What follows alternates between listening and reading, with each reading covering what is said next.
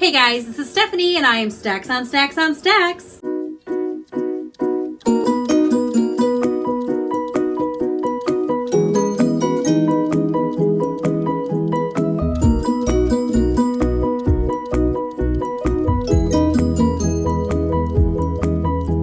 Today I'm coming to you guys with my favorite books of 2017. Now, I did do my 5-star read books in another video, which I will link below.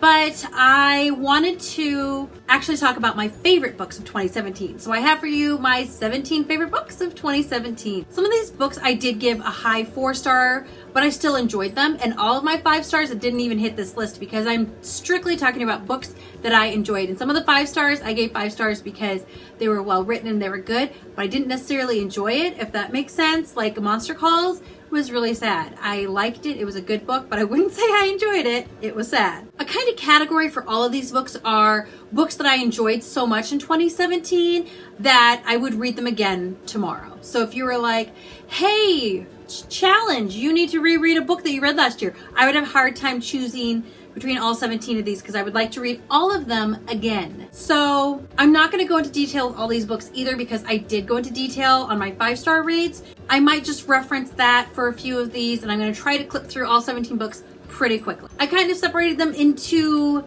genres. You could say the biggest genre pile is fantasy fiction, go figure. But I'm going to start with my smallest pile and that is going to be my 5-star graphic novels. My first 5-star graphic novel is Anya's Ghost by Vera Roskell.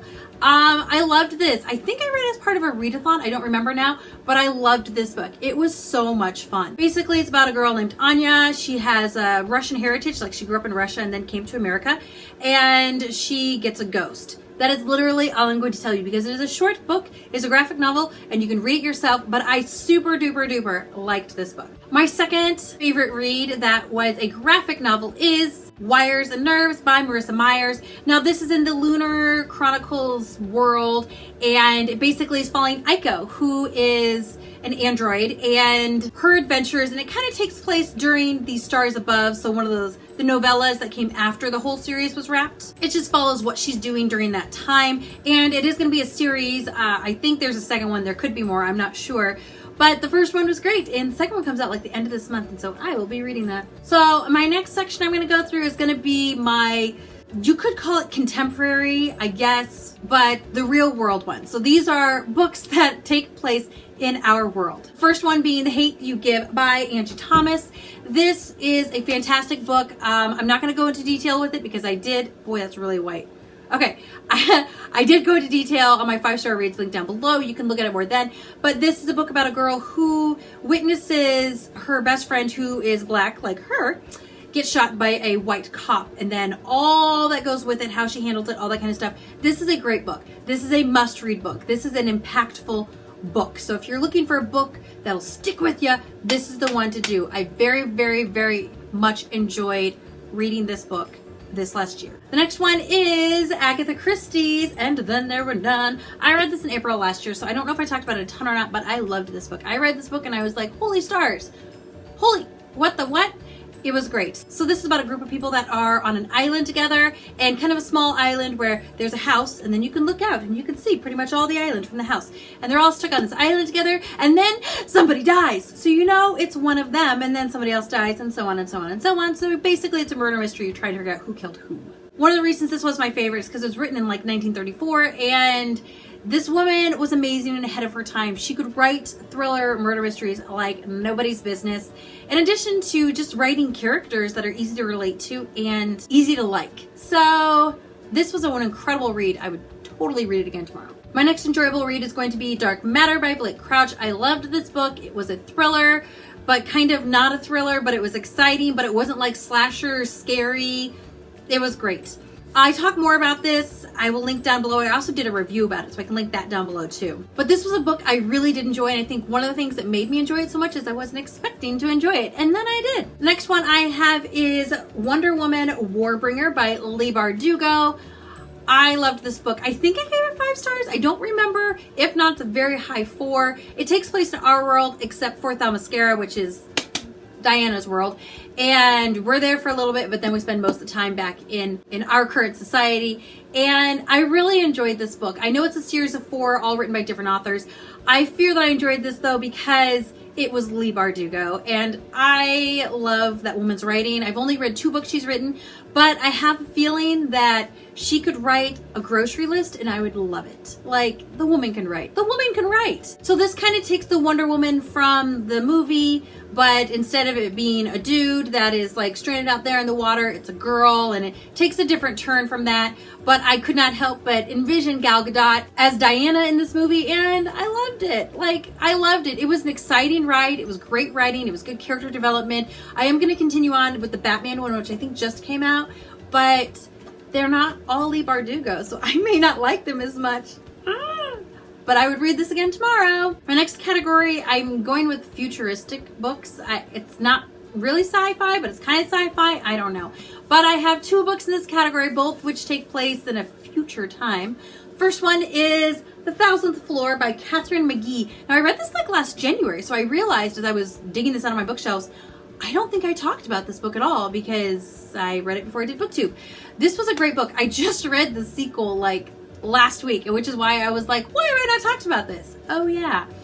Basically, it's kind of a Gossip Girl-ish book, which if you would have told me that before I picked it up, I probably would not have picked it up. I think another reason I really enjoyed this read was because I didn't know what to expect, and then I ended up really liking it. So the whole concept of this book is a building that is 1,000 floors high, and it's in New York City, and like there's like a world within this building. It's huge, like people live in there, and the more wealthy you are, the higher up you live, and the less wealthy you are, the lower down you live. So most of the people on there are from those upper floors. We of course have the girl who lives on the 1,000th floor. She's in here too. And then we have some people that are from lower floors kind of intermingling and things like that. And the book opens with, there's a girl who's lying dead and she was pushed off the top floor. So normally I wouldn't think I would love a book like this, but actually it was really good writing. The characters were well developed, and there are a lot of point of views. I'm not a fan of that if it's not done well. This was done well. I also enjoyed the second one. You could probably expect to see that in my 2018 books I loved because I really did enjoy it. But this one was great. It didn't get 5 stars, but I would read it again tomorrow. I really did enjoy it. And it, again, isn't like a book that I think I would enjoy, but I did enjoy it. My other futuristic read is going to be Station 11, and this is by Emily St. John Mandel. I talked about this in my review, so I'll link that below, but basically, this is a really good book. It's a futuristic book after this plague like wipes a bunch of people out. It's multi-perspective. It's really well done. It's well written. It reads easily. It does have some slow spots. So if you're like, I can't handle slow in a book, it may not be the book for you. But if you like a book that has a great plot, good characters, and is well thought out, this is probably going to be a great book for you. I love this book. I'll probably reread it sometime this year. My husband said he's going to read it, so I might reread it when he reads it. We will see. Next, I have 3 books that you could call historical fiction. The first one is Seven Husbands of Evelyn Hugo by Taylor Jenkins Reid, and I really liked this book. It didn't get 5 stars by a hair, and actually I think it's funny. Somebody was like, well, why are you recommending it so highly? It didn't get 5 stars, and I'm like, it wasn't perfect. I mean, that's why I didn't give it 5 stars, but what surprised me is I knew next to nothing about this book, and then I read it and then I loved it. It was a recommendation I got from Drinking by My Shelf, and she had said not a lot about it, which is good, and that she loved it. And I was like, okay, it sounds interesting. It's about a Hollywood starlet who got her start like beginning of the 50s, and like why she has 7 husbands, and kind of follows each of those. And I do like history, and I love old Hollywood, so I was like, that's good enough. I'll give it a shot. And then I was surprised because I enjoyed it so much, and I really did care about the characters in here. She's a good writer. She makes you care about the characters, and I loved the journey. It did have some slow bits, I guess, but I think I was just enjoying myself so much I didn't really notice those slow bits. This is a great read. This is a great read if you are at all interested in old Hollywood or more recent history stuff. You would totally enjoy this. My next historical fiction is a lot of history, but a little more fiction. My Lady Jane. This is by Cynthia Hand, Ashton Brody, and Jody Meadows. And I really like this book. It was hilarious. Basically, we follow Lady Jane Grey, and she was on the throne for just a few days, and then I think they beheaded her. I don't remember now. But this takes you in a completely different direction, and if there was magic in that world and what would happen, and it's just clever and it's funny and it's fun, and I really enjoyed this book. It was a very fun read. They're coming out with more in the series, kind of a series. You don't have to read one to read the next, but I think it follows Jane Eyre. Not sure, but I'll definitely be reading it. If you want a good laugh, like a book that's just gonna make you chuckle with dad jokes up the wazoo, this is the book to make you chuckle. And my last historical fiction is definitely qualified as historical fiction, no questions about that, and that is The Nightingale by Kristen Hanna. Now, this one is a very true historical fiction. It takes place during World War II in France, and it takes the part of two sisters. One joins the French resistance, and one is like, just do what they say and everything will be okay, and the future will take care of itself, and just kind of burying her head in the sand while the world is crumbling around her. It was a great book. It is the typical historical fiction that left me bawling at the end, and I loved it. And it was what I wanted to read when I read it. It was fantastic. If you like World War II, you would like this book. If you like historical fiction, you would like this book. If you like a tearjerker, you would like this book. If you're a human, you will probably like this book. I would reread this tomorrow. So my last stack of books is my fiction, fantasy. I would say most of these are fantasy. Only two of them are remotely on Earth and in our world, but there's quite a bit of supernatural stuff or magic or things like that take place in those, so they're gonna hit my fictional pile. First one I have to talk about is The Name of the Wind by Patrick Rothfuss. I loved this book. I've talked about it a lot, and I loved this book. In this book, we're following a guy named Kvolth, and he's kind of going through his life story, and he starts from young age and he ends at about 15, and then I think the next book he goes from there, and then the last book, which isn't out yet, should pick up after that one. And it is a slow moving book. It's not particularly fast paced. Some people get bored during it. I did not get bored. I thought it was fun. It was engaging. It was magical. I identified with the characters, and I hated the villain. So it was pretty great, honestly. Like, I super enjoyed it.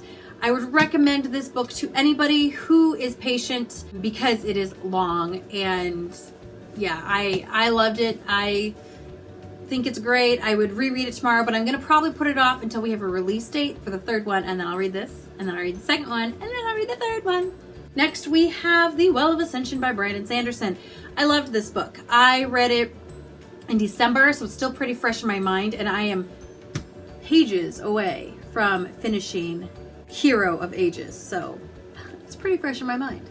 This is one of Brandon Sanderson's best. I loved this book. I loved the characters, which we had developed in the first one, and then he developed some more in this one. He doesn't just rest on the laurels of the first book. The plot is engaging. It is fast-paced. The action scenes are great. The non-action scenes are great. Everything about this is great. I love Brandon Sanderson. I love his writing, and I am so impressed that a person can write like this and just make you feel all the feels, and it's a book that I could like have my nieces read, and there's nothing I have to be like, well, this thing happens. No excuses. This is just a really great book. It's the second book in the series, so I also can't talk about it a lot. But there is a magic system in here where people ingest metals, and then they have magical powers. People who can do that are called Mistings. They can ingest one kind of metal, and then they have one kind of power. Well, a Mistborn can ingest all of the metals and have all of the powers. It's a pretty great book. If you like fantasy, start this series. You'll start with The Final Empire, which is the first book in the Mistborn series. The next one I'm going to talk about is Torch Against the Night by Sabaa Tahir. I read this again in January last year, so I didn't really talk about it on BookTube. I loved this book. I'm pretty sure I gave it a pretty high 4-star rating. It is the second book in the Ember of Ashes series. The third one comes out this spring, and I will probably get it because I really did enjoy the first two books quite a bit. However, it has a cover change, and that makes me sad because I have the other two books. And I like the series, so I'm going to want them to match. Ugh. Though I'm fine with these covers. You can kind of see it. I do like the new cover change, though, because you can see them, like the characters and their faces and their features better, and I like that. Or maybe I'll just get both of them. Who knows? This is a pretty high fantasy book that takes place in a different world. Kind of a Roman-esque world where you have your fighters, and then you have your lower class people, and Laya is a lower class person who becomes part of the resistance when her family is killed by the mean people, and then she kind of goes undercover for the big bad and is trying to report back about, you know, weaknesses and things like that. And in the meantime, a love interest does spark. Now, what I think I like about this book is, despite the fact that there is a love interest, it does not overshadow the plot. Like, there is romance in this book, but I feel like there's the plot and then there's the romance. And I hate it when there's the plot and then there's romance, because romance is not a strong enough driving force for most books to rest on those laurels. You need a plot. So if you're going to have romance, it can't be a bigger deal than the plot, or you're going to lose me. You're probably going to lose a lot of people, because it's just not good enough. But this book I loved. I'm debating whether I'm going to read the first 2 books before the third one comes out or not. I haven't quite decided, but I will definitely be getting to the third book because I enjoyed these books. These are good books. They're well written. They are smart. And yes, if you like high fantasy, you'd probably enjoy this as well. This one definitely has more romance than the Brandon Sanderson one. It's great. I also read Blue Lily Lily Blue. I read it maybe in June, May, I can't remember. This is by Maggie Stiefvater. This is the 3rd book in the Raven Boys cycle. I will be reading the 4th book pretty soon. This might have been my favorite book so far, but maybe she's just one of those writers where each book just gets better than the last, like Brandon Sanderson is, and then you're just like, I like this one, and this one, and this one. I enjoyed this series. I enjoyed this book. Our main characters are 4 boys and a girl named Blue. And again, I'm not going to talk about this in too much detail because this is the 3rd book in the series and you need to read the first one. But there is some supernatural-ish stuff going on here in the series. Basically, our boys are attending a prep school called Aglenby, and that is why they're called the Raven Boys, the school. And they kind of meet up with Blue. Now, Blue comes from a family of like fortune tellers and palm readers and stuff like that. So she was expected to have powers because the women in the family have those powers, and she doesn't have those powers, but she has an ability to boost other people's supernatural powers. So when she's around somebody who can touch an object and tell you everywhere this object has been, they can see more clearly when she's around because she's like a support person, basically. There's a little bit of romance in this book, but I think I like it because the romance doesn't generally outshadow the plot yet again. There's some definite supernatural stuff. Basically, the 4 of them are trying to find where this old Welsh king was buried on ley lines, and that's about all I'm going to tell you. I don't want to tell you too much because the fun of this book is kind of learning as you go. I will admit it was a little confusing the first book because I was like, wait, what? By the end of the book, I understood, and I really wanted to get into the next books. Didn't get 5 stars, but it was definitely an enjoyable read. I have a feeling that the 4th one might get 5 stars because the books have steadily been getting better and better and better. Next one I'm going to be talking about is Renegades by Marissa Meyer. Now, this was a great book. Basically, we are in a world where we have superheroes, and these superheroes are kind of running our society because we sucked at it, and so the superheroes swooped in and now they're running our society. Our point of view is actually coming from one of our villains. Now, the villains have been beaten down and they are not what they used to be. The villains are kind of sad villains. They're kind of like has-been kind of villains. None of them have really great superpowers. They all have kind of mediocre superpowers, and every time they try to strike out, literally the good superheroes know where they live, so they can just come around and trash their joint. So it's kind of a perfect world because the bad guys are being suppressed and the good guys are being lifted up. But the question comes about of, are the good guys really good?